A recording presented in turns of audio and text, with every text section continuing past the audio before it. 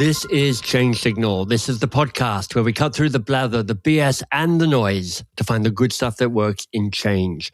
If you're a transformational leader and you're looking for modern change mastery, this is where we Netflix and chill. If you're thinking about organizational culture at all, and I'm pretty sure you are because you're a transformational leader, it's just part of the deal, well then surely you've bumped into the stuff around Netflix because, Netflix's culture has been one of those case studies that's been talked about for a long time now. A little Googling on your part is going to get you the deck, the famous Netflix deck. And when you read through it, honestly, I think what the culture is actually less important than how the culture, and this deck being emblematic of that, is a real tool for helping get clear and focused about what Netflix was striving to be. Patty McCord was the original Chief Talent Officer, and she started this. But today's guest is Jessica Neal, who inherited that title in 2006 and was responsible for scaling it beyond just here's the culture in Silicon Valley to here's the culture globally.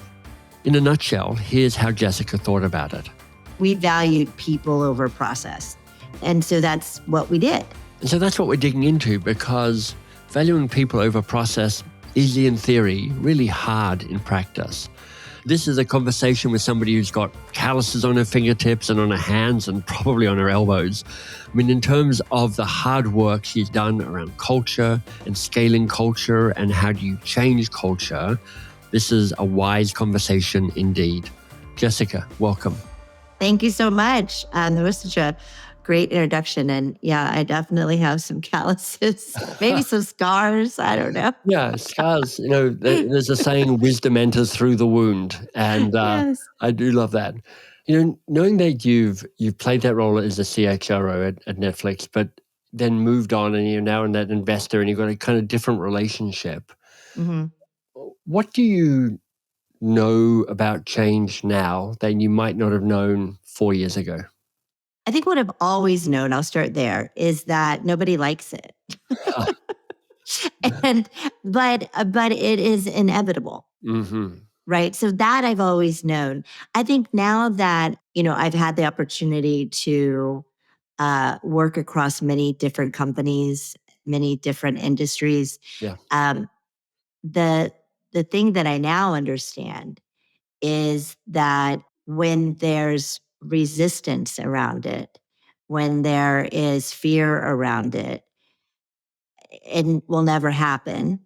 And when the top doesn't do it, it will never happen. Right. And if that's the case, your chances of winning, your chances of being successful are much less than Right. if you were to, embrace these things and do it. And it really happens from the top down. Yeah. So, Well, let's start there. mm-hmm. Fear, ambiguity, uncertainty, they're kind of all playing in the same sandpit, sandbox, Right. Yeah, they are. So it's like, they're friends. yeah, they're kind of, they're a little gang. Yeah. They're a small but evil little gang hanging out together. How do you mitigate some of that fear? Well, I think at Netflix, we tried really hard and to mitigate that and to get everyone to embrace change as much as possible. And a few ways we did that was we talked about the fact that change was going to happen. Right. And so, That's okay, helpful. yeah, it feels good right now, but change is going to happen. We did this thing where, and this really came from Reed, but we were not allowed to be nostalgic. So Jessica's referencing Reed Hastings there, Netflix's legendary co-founder. And this line also reminds me of Canadian Prime Minister Mark Carney's comment at Davos back in January that the old order is not coming back. We should not mourn it. Nostalgia is not a strategy, but from the fracture, we can build something better, stronger, and more just. Like if you talked about what it was like 6 months ago, a year Right. ago, he'd be like, don't talk about that. It doesn't matter. Doesn't matter what happened a year ago. What matters is what's happening now and what's going to happen tomorrow and the next day and the next day, right? So we weren't allowed to be nostalgic. We tried to get everyone to embrace that change was a good thing and that was inevitable, it was going to happen. So we talked about that it was going to happen all the time. Yeah. And then, when we would change things, we experimented a lot as a company. We started off, mainly as a technology company and then became a big entertainment company. But we did hundreds and hundreds of A/B tests every year. And so, it was when we were making a change with like the organization or the culture, it was like, okay, we're just going to try it. Yeah.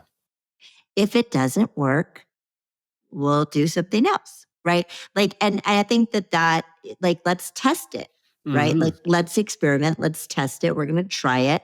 And if it doesn't work, we'll come back to the table. So it never felt like a permanent, Yeah. And I think that testing kind of got people more comfortable with being open to trying. Well, I can see it's helpful when the external strategy is also to test. We're constantly testing to figure out how to best serve our audience. Right. And so there's a way that culturally it fits internally, which is like, so obviously we're going to do the same internally and we're going to try and do the same. Right. What makes for a good experiment or a good test? I mean, if I was new to this idea, how would you guide me on creating a test that was helpful and also not a flaming disaster if I don't get the data that I'm hoping for? Yeah, well, it's funny you asked because I just had a woman on the podcast. Her name's Anne Laurel. I don't know if you know Anne Laurel. That's Anne-Laure Lecunff, and she's the author of the book Tiny Experiments.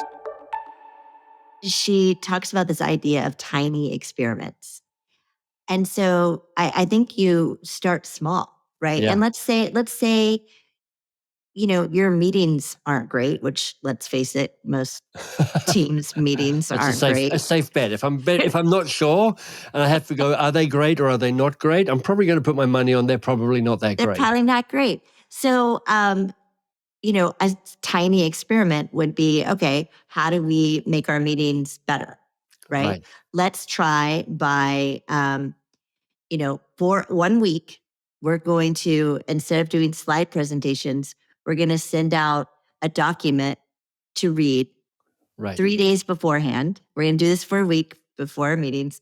And I'll read the notes and then we'll come to the meeting and be prepared to have a discussion.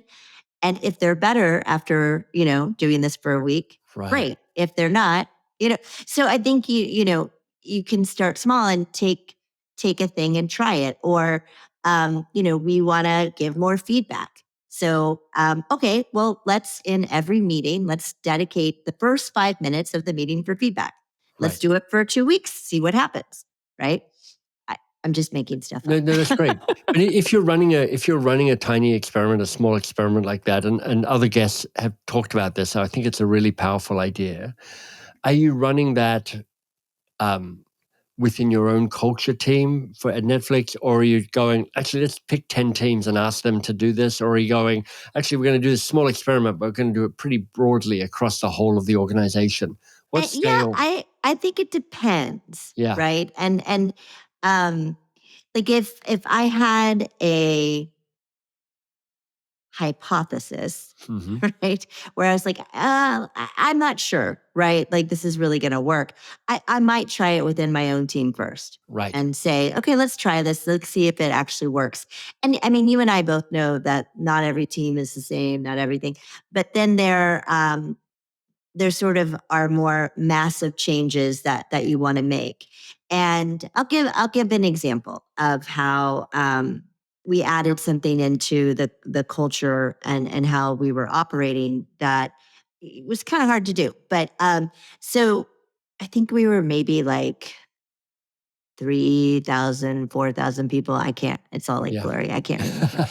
And by the time I left, we were over 10,000. And when I started, we were like 250. Right. So we were very transparent, very feedback culture. Everybody would give feedback. Everybody liked to give opinions. And we also were a very duck reading heavy culture, right? Right. So we didn't do a lot of slide presentations.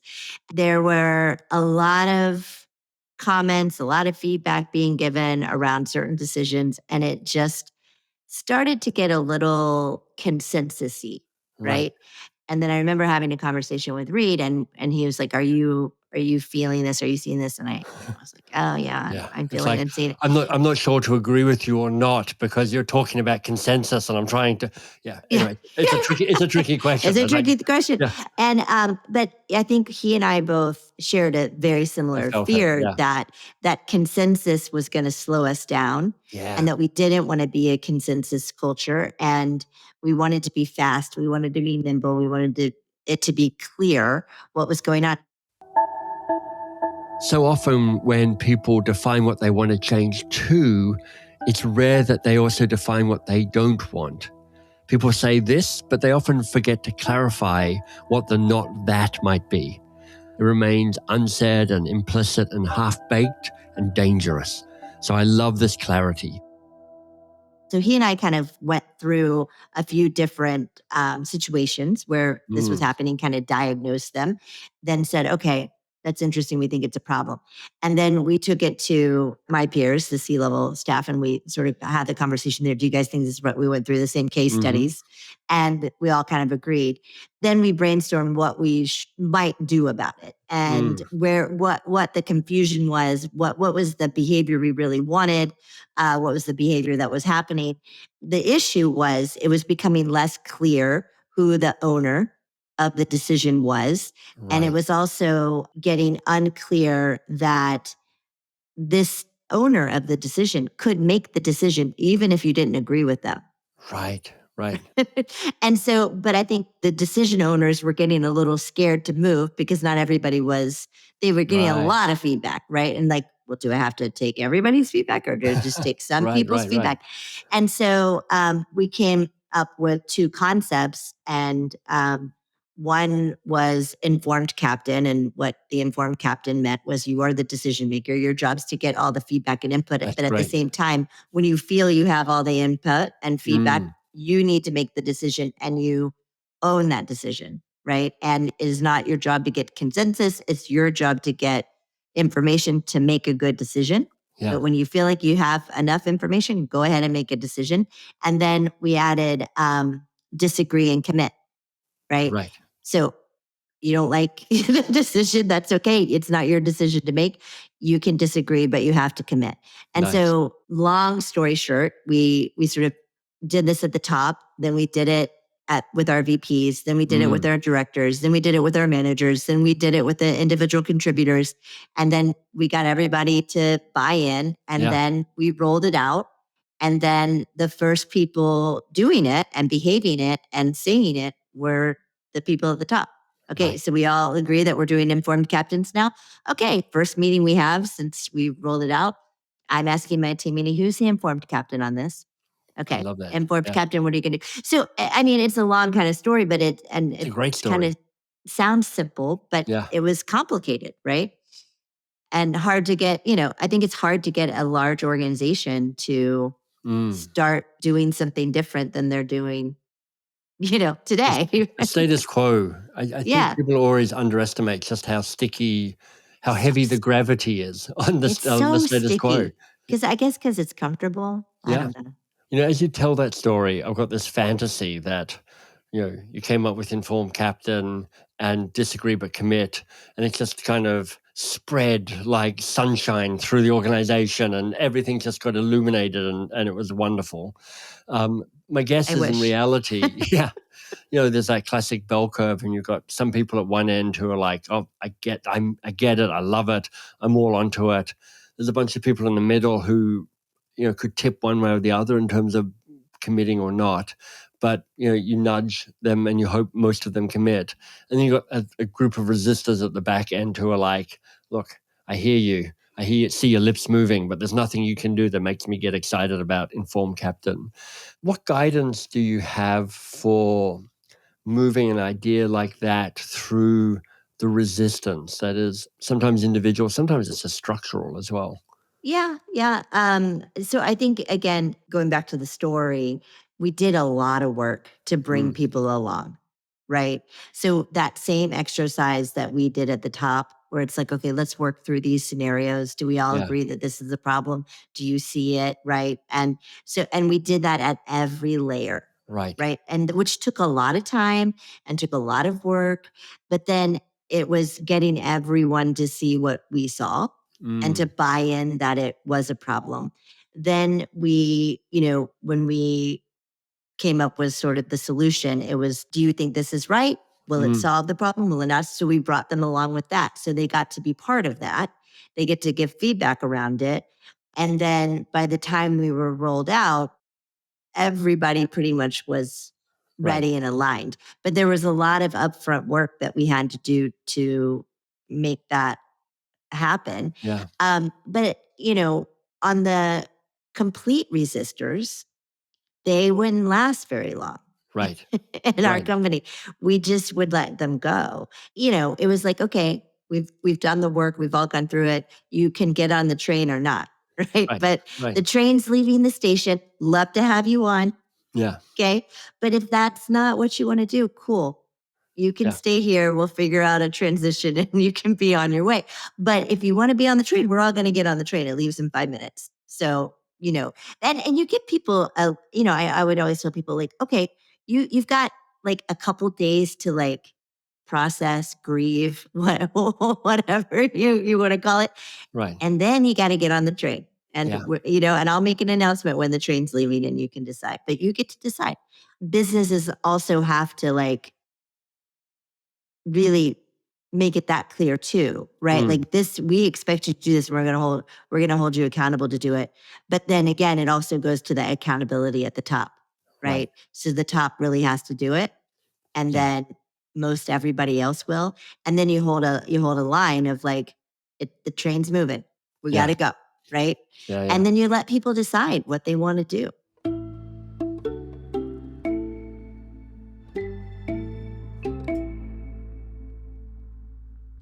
So you'll find Jessica Neal on LinkedIn. So Jessica Neal, Neal.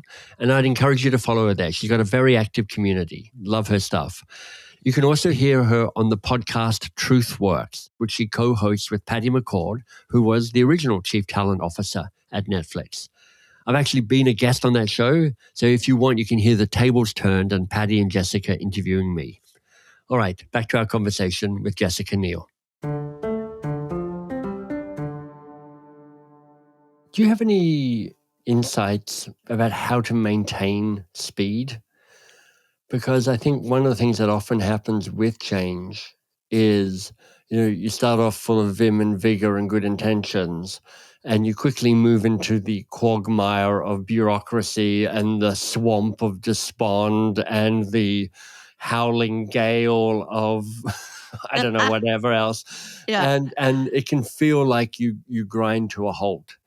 And I'm quite struck by just the speed of the Netflix culture and the speed within that story. Yeah. Some of it's bound to be cultural, but I'm just curious to know how you remain nimble.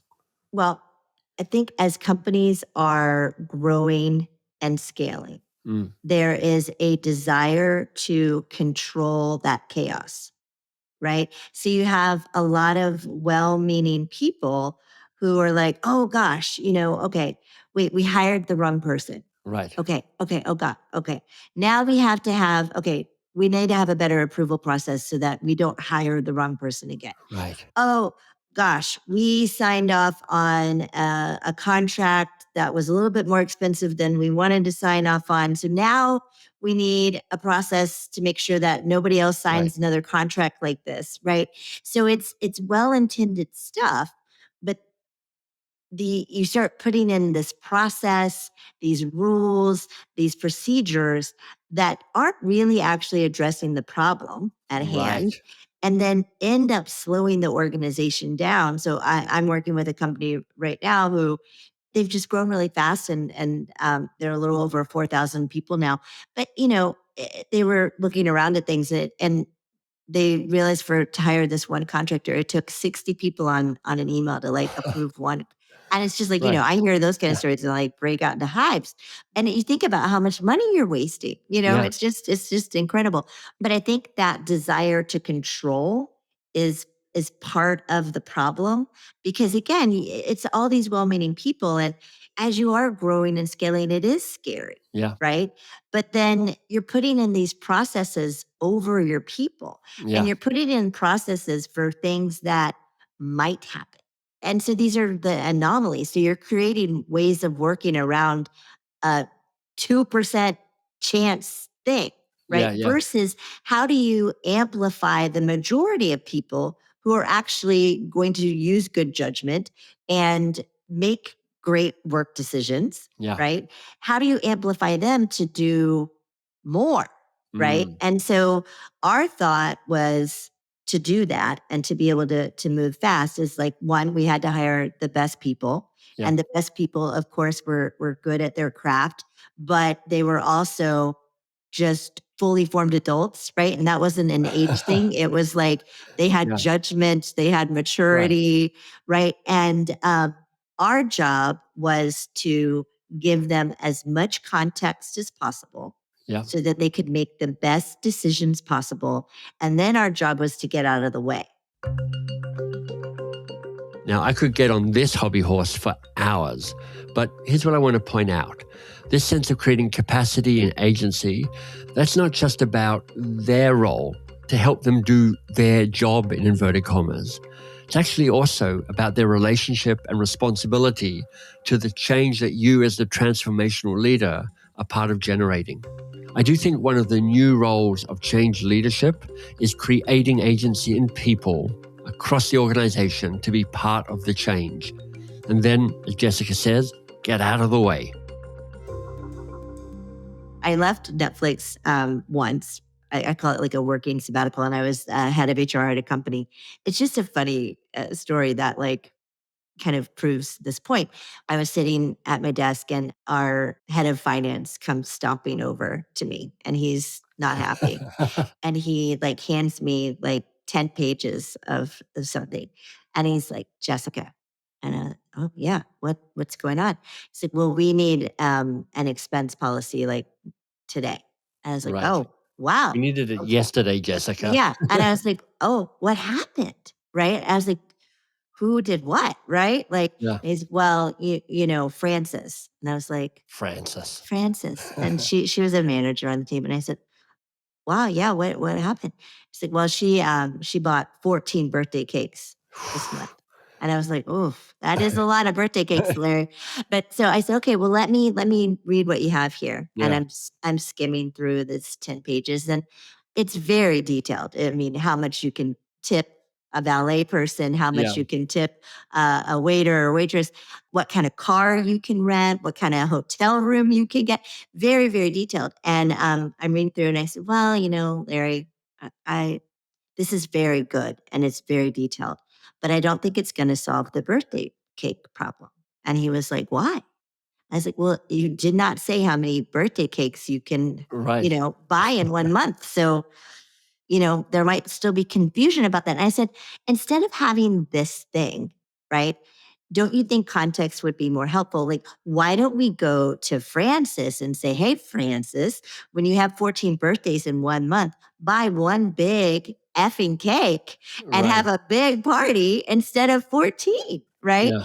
And don't you think she'll be better equipped to make a better decision? He didn't like the answer, but I mean, but that's how this stuff Right. happens. Yeah. Bureaucracy is this, aggregation of these tiny rule responses Right, to occurrences that are often anomalies rather right, than patterns. right, And, this idea of understanding that you can give people guidance on here's are some principles to operate by. Informed captain is a great principle, which is like right, that just gives you a sense of all sorts of ways of behaving to all sorts of different contexts. right, You know, exactly. in different organizations, I've heard it's like treat the company's money like you would your own money. Yeah, So and that was ours. Yeah, yeah, that yeah, gives you that kind of broad guidance around how to behave most of the time for most of the situations. yes. I mean, I know there's lots of people who are listening and nodding along to this, but there's some people who are listening going, yeah, but Jessica, chaos. You're unleashing chaos. And these people, I don't know, how do you manage the twitchy people like your head of finance and others who are like, this just feels too uncertain for me? Yes. Well, I was just talking this morning with a friend of mine, and we got on a conversation of values, Yeah. right? And how values are so helpful in decision making, and not only in companies, but in relationships, Yeah. right? If fundamentally you and your partner think very differently about money than one another, that's going to be a big problem Yeah. down That's the going to line. show up somewhere down the line. Yeah, Yeah. if you're not a big spender and they're a big spender, like that's, Yes. that's not going to work out so well. But I think there may be a value Mm. problem, right? Sometimes you can bring these people along, and you do need some people looking at risk, Right. right? But if risk is the only lens they have, Mm. that's not going to be great for your business. And if they're not open to seeing it differently, trying it, Yeah. my guess would be they're not a fit for the culture, and Yeah. that you should make a call. I will say that Netflix it was intense. It was constant change. It was incredibly fun. It was terrifying, at times, like, because we didn't know what we were doing, but it did not feel chaotic. You said this about the Netflix organization, which is like you had adults, you had people who were the very best at what they could do. It was primarily a principle driven culture. It was Netflix, so kind of sexy brand and kind of Yeah, great but it wasn't stories. always. Yeah. Yeah. My guess is that as you now move into a position where you're guiding and observing and coaching a range of different organizations, that they're missing some parts of that. I'm wondering what you're seeing around how organizations that, for instance, don't have the top performers or don't have adults in the room showing up, and what needs to be true about change within those cultures. Well, when I think back to the early days of Netflix, Mm, this is when we were a DVD by mail company, yeah, and we were shipping DVDs, and we were trying to make the transition to streaming. yeah, And this is when I started with Netflix, and I was an external headhunter that they were working with, and they could not hire the technical talent right, to make that streaming transition, because none of right, the good engineers wanted yeah, to work at a DVD by mail company. They wanted to work at Google, yeah, yeah, but we needed them, right? And, if we could get these engineers into the building and they could see the problems that we were solving, and they got that they were meaty and juicy, if not just as juicy as Google, more, right? They could see that we were building out the streaming thing, and we're doing personalization and machine learning and things like that. They just didn't know the story. So I think a couple of things. One, there's lots of different evolutions of a company, right? And I think you do early on have to be clear about who you want to be, right, right? In those early days, we were still clear that we wanted the best, even though the best didn't necessarily yeah, want us, right? right, But we wanted the best, and we knew if we could hire the best, that our chances of winning were higher. And Reed had this philosophy that he'd rather have one exceptional person than three average people. right, So I think, to answer your question in a long-winded way, whomever is at the top at this point of the company really has to start working on those foundational things mm, of who they want to be, so right, that they can be them. Now, it may, and all of these things are somewhat aspirational, right? Now at Netflix, were we 100% of this 100% of the time? No, but we were pretty darn close. yeah, But that was because we were very clear about it. We wrote it down. We pulled out all of the edges on it, like, and figured out our line on things. Is this the line or is that the line? And then we were constantly reflective. on these things of like when we were doing them, when we weren't doing them, what should we be doing them now? Does it matter anymore? So I think a lot of organizations, they of course put out a culture, right? And they say, okay, this is how we're going to operate. This is how we're going to make decisions. And everybody's like, oh yeah, yeah, yeah, yeah. But then it just fades away, right? Because nobody's working on it. Nobody's being reflective about it. And also, in terms of change, things are changing constantly. So the way you worked at 100 people is going to be different than how you work at 200. It's going to be different than how you work at 1,000. And you have to be really honest about those things. So I guess my advice is be clear, be honest about it, and just put a lot of work around it. And you can get to where you want to be. I was interviewing a parenting expert recently because we're trying to make my book, The Coaching Habit, a trusted resource for parents. And she said, we're often trying to parent the kid as they were a year or two ago. And they're not the same kid anymore. So they need a parenting appropriate to who they are now. I do wonder if that's the same in the way we approach transformation and change in our organization. I mean, are you serving an old version, an old story of what your company used to be, or just what your company is in this moment? And in this moment, thank you for the support of the podcast, the reviews, the reposts, the referrals. Growth by your word of mouth is the best way to grow. So thank you. And also, thanks for doing the work. I'm glad you're here.